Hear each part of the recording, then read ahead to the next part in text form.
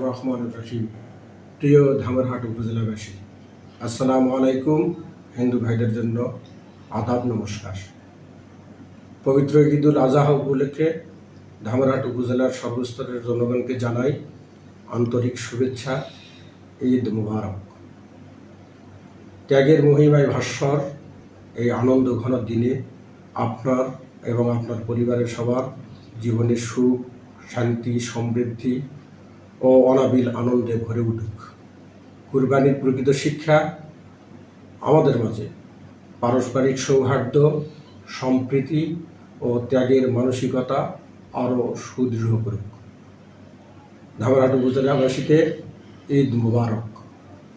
সবাই সুস্থ থাকুন, নিরাপদে থাকুন এবং আনন্দের সহিত ঈদ উদযাপন করুন।